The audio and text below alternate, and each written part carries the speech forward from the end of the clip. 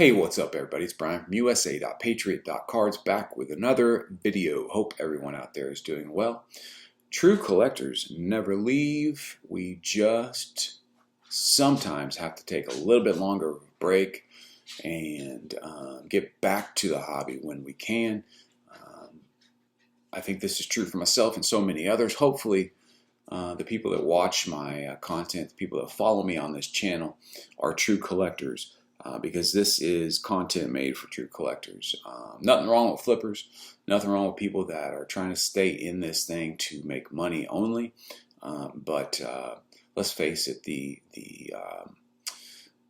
longevity, the immortality, the good vibes, the good feelings that this hobby hopefully has and will bring, all depends on the true collectors. And so while prices may rise and prices may fall, and the names of the companies that create these cards might change, one thing you can count on is that true collectors aren't going anywhere. And maybe that could be better said as suckers are bored every day, right? And suckers never leave. Sure, you could say that. Everybody knows that's the true collector that is willing to pay a little bit more to reach a little bit on a card. Maybe that means paying full comps. Maybe that means going over full comps. But I think all of the flippers out there that could give two shits about cards, the dream for them is to run into a sucker, a true collector, and squeeze every dime that they can out of that person. But there's so many people out there who are faces of this thing for whatever reason. Maybe they have a little more entrepreneurial spirit. Maybe they're a little bit better at hustling. But there are so many people who, like I said, are the face of this hobby, or who make up the face of this hobby, that aren't true collectors, and that's a problem. That's a sad thing. Let me talk about some people who I think are true collectors. Carmine and Craig over at Crosstown Cardboard. I think both those guys are through and through true collectors. Matter of fact, I'm creating a sort of like a gift for Craig. He's the math teacher in New York City. Knicks fan, huge Knicks fan. So I'm putting together some cards. I'll show you those cards here in a second. But both those guys are true collectors. Big Ken, I think he's a true collector. I think the boys from Card Ladder are true collectors. Josh and Chris, the way they collect players, and they go after these high-end cards, and Chris himself has admitted that, yeah, he knows that some of his Christian McCaffrey collection that he's paying top dollar for now might not be quite what it's worth in 5-10 years, but he doesn't care. He said something the other day I couldn't agree with more. He said that there's a playing premium that you pay, that true collectors will pay to purchase cards of players who are playing right now. Players who you can go out and you can watch on Sundays, right, if they're playing football. Or you can watch, play basketball for 82 games. Or even baseball for 162 games. There's a playing premium that you will pay because that is such a part of this hobby that is overlooked, I think, and is underestimated. People don't understand why suckers will continue to purchase modern cards when they could go out and spend, whatever they're spending on a Luka card or a Pat Mahomes card. Well, why wouldn't you just go buy a Brady? We already know how many Super Bowls he won. Why wouldn't you just go buy a Mickey Mantle? We already know how great he was. All you got to do is go buy a Mickey Mantle and wait for 10 years, and you're going to make money. But guess what? Some of us however small it might be, don't care about the money. We care about the thrill of collecting and watching those players,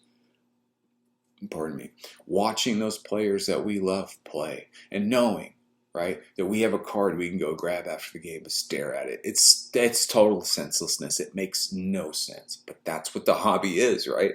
That's what true collecting is. And I'm not saying that you can't be a vintage true collector, because you can.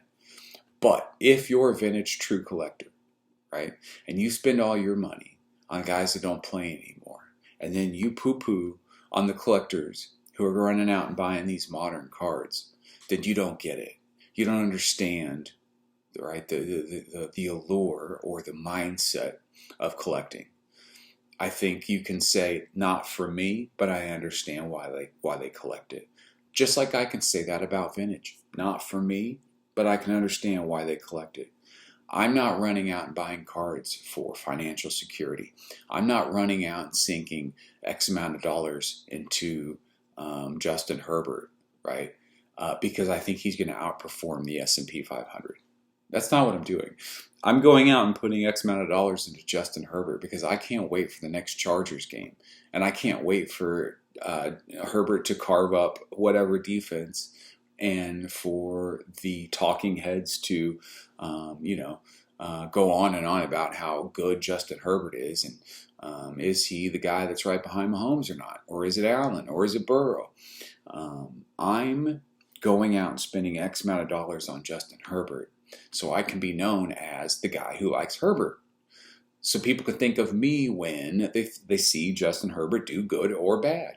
And it's not just Justin Herbert. I mean, it's Luka, it's Deshaun Watson. I got a big Deshaun Watson bag. I mean, whoever it is.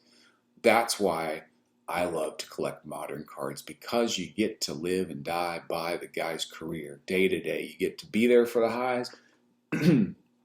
You have to kind of get through the lows. But that's when I was a kid, I would check box scores every day, because I wanted to see how Mark Grace did, because I was working on a full page of 88 Donruss Mark Grace rated rookies. I wanted 9 of them. And when I got my full page, I wanted a second full page. Nonsense, I know, but that's what collecting is. Anyway, I hope you're a true collector, and I hope you do things that baffle people. And I hope there's someone close to you in your life that thinks you're crazy, because if there isn't, then you might not be doing the true collector thing that needs to be done to make that person think you're nuts. I remember walking into my office and just kind of like looking around, and my wife came in after me, and she was like, "So that's what you do? You just kind of like stare at your stuff, like on the walls? You just kind of look at it?" And I'm like, "Yeah, that's pretty much what you do. You just kind of look at it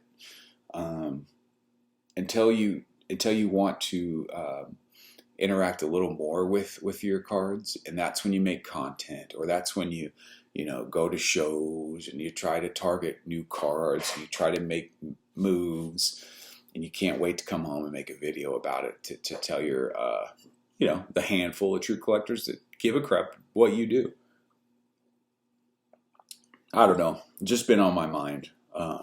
There's not enough true collectors. I think if you're just happy buying, selling, trading cards, maybe making some videos that talk about it, then you're a true collector. But you don't have to run out and quit your job and open up that card store, that card shop. Or you don't have to run out and quit your job and become a full-time dealer, right? To be a true collector. I would argue against the logic, because, like I said, I think for true collectors, collecting is enough. So anyway, let's get into some of the collecting I've been doing lately. This is the package that I'm sending up to Craig at Crosstown Cardboard, because I have some cool Nick stuff that I think he might enjoy. And I reached out to him and asked for a P.O. box or somewhere I could send this stuff, and he gave me his address, and then he just continued to like have a conversation with me. It went on for like a day and a half. Great guy. I can't wait to send him this stuff just as a thank you for making the podcast, and hopefully he doesn't see this so that it spoils his surprise. But this is a Walt Frazier Legendary Contenders auto on card out of 99. Just a cool card that I've had for a while. I'd rather send it up to him than try to flip it or sell it on eBay. This is a Mark Jackson with the Menendez brothers right there. I think they had killed their parents at this point, and then they went to a Knicks playoff game. And then, Frank Ntilikina never really panned out for the Knicks, but there's a pretty cool silver prism rookie there.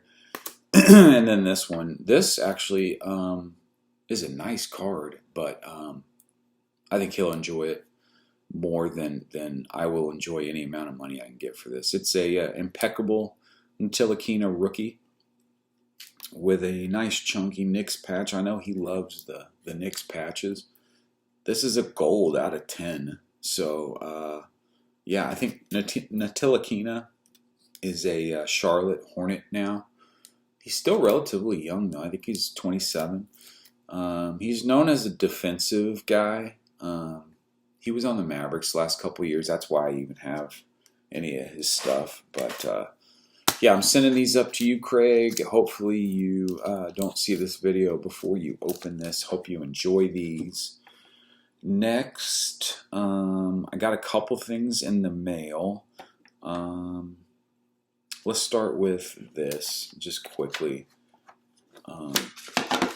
Jason Crosby, friend of mine, amazing artist. This is a 2-card puzzle sketch that I picked up from him. Bounty Hunters, very cool, very great artwork. This Bounty Hunters, that's his work. He's amazing at lettering. And this is an older piece that just popped up on eBay. I fancy myself as a super collector, a Jason Crosby super collector. So I was happy to add that piece. Next is, I'll show while I'm on the sketch kick, I'll show these two.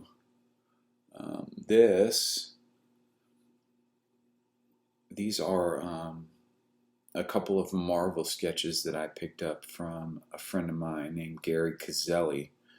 And Gary Caselli is amazing too. His talent is just off the charts.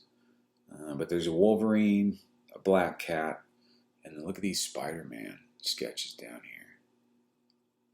Amazing, amazing work. So I got these recently from him. And then a few months back, I got these from Gary as well. I know I showed all these sketches on my Instagram channel, but I don't think I showed them here. Wolverine, Daredevil, Hulk, and Captain America. Beautiful stuff, amazing artwork, great guy. Tell you what, the artist community, whether it's Garbage Pail Kids or Marvel or Star Wars or kind of a mix of all of them, great guys, awesome guys. And the non-sports world is so different than the sports world, just in terms of getting deals done, and there's not any shilling that happens there. Collectors look out for each other. It's like there's not so much money in that portion of the hobby, so there's less just like pure flippers, which means that there's less shenanigans, and it's just really more about a bunch of true collectors. Now the market cap is smaller, and so that just brings a whole different feel than the sports card side. Okay. Lastly, I'll talk. Well, not lastly. Before I get in my mail day, I want to talk about this thing real quick. So I was approached by the Wharf Sports Cards on eBay because I have this listed. This gold Mahomes field level rookie out of 10, 2017 select. So I get a message from the guy. This is a couple months ago, talking about how um, I think I had this for 65K or best offer, and he was talking about how he's a big Chiefs fan and wondered where I would realistically be on this.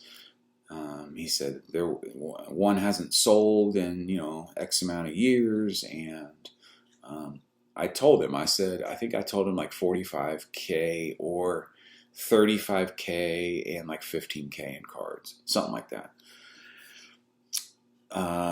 This was before football season. Now, like a week ago, I get another message from him on eBay saying, "Hey, I can get a Gem Mint Plus of this card for 35K.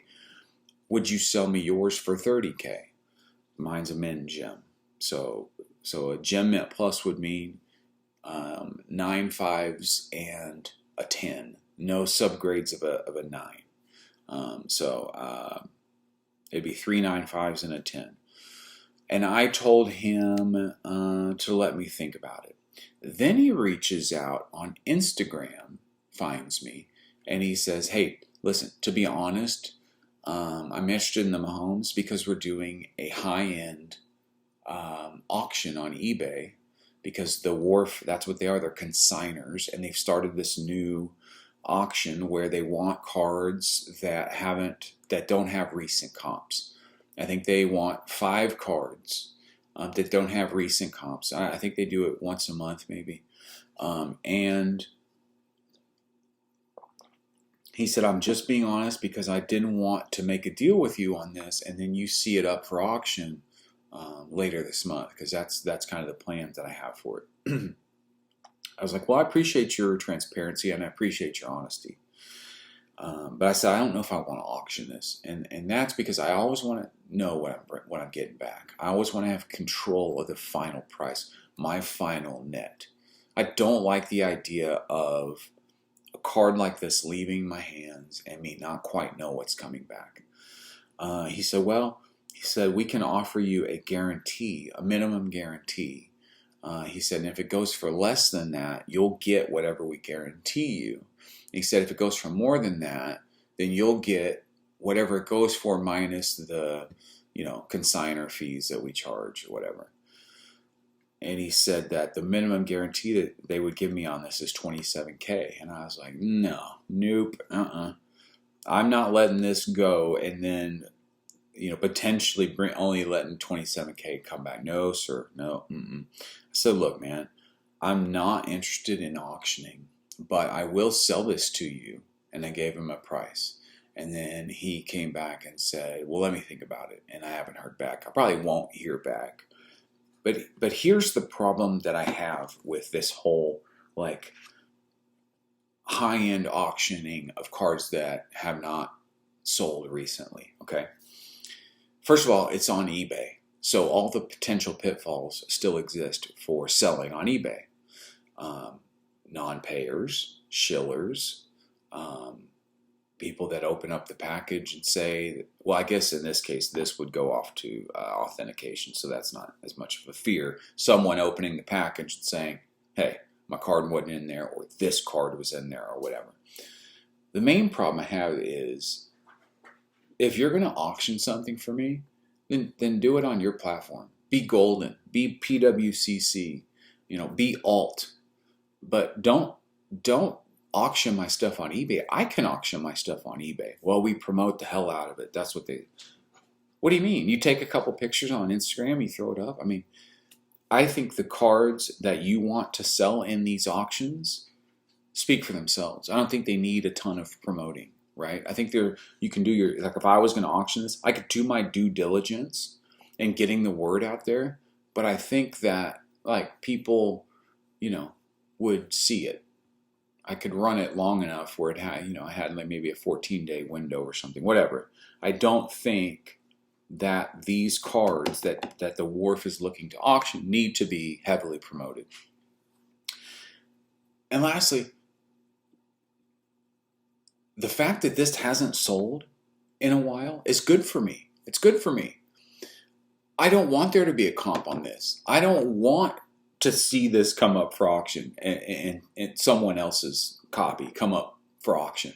That's scary. That means that the comp police are coming. That means that the grim reaper of comps is coming for me, right? Because generally what we're seeing is cards are anytime they go to auction, they keep losing value. The comps never go this way on these big cards.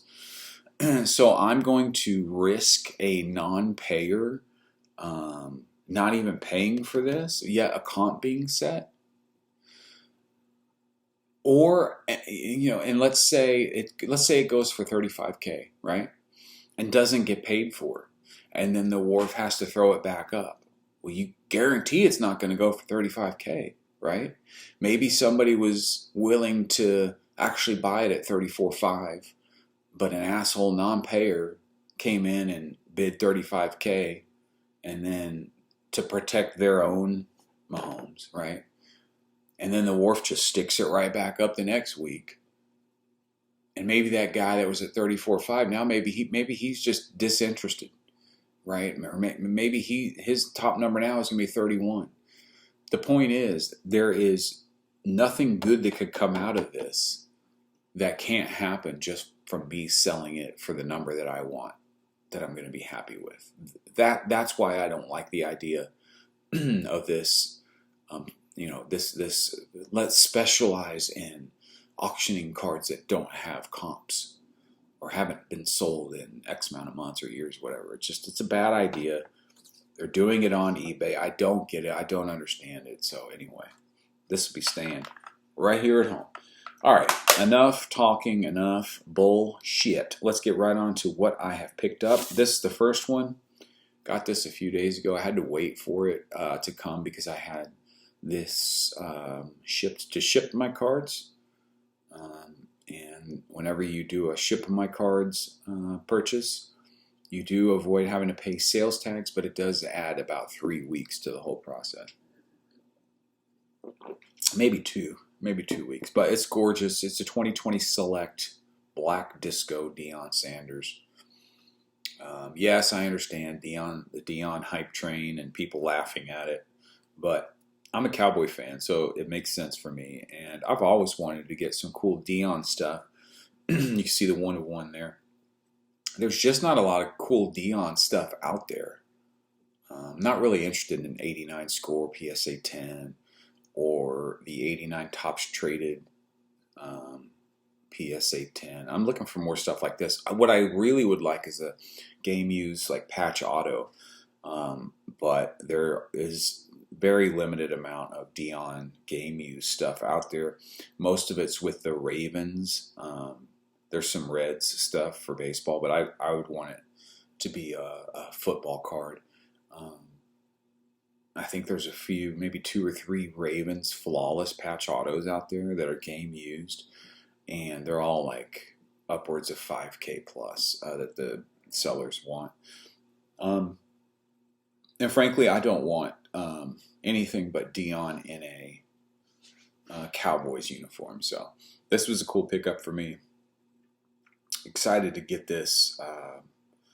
I like the disco look. I think it's pretty cool. Kind of fits the Deion theme. But tough game. They lost last night against Stanford, up 29-0. So we'll see.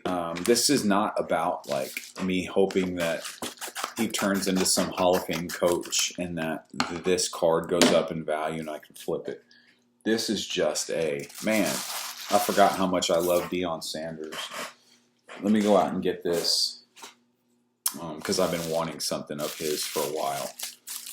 This is the first card of a player that I've ever owned. And the reason I got it was because it's about time this player had his dues. in terms of from me. So I've never been a long-term believer in this guy. I've always kind of been waiting for him to shit the bed, so to speak, but he just doesn't and hasn't, and I don't see him doing it in the future.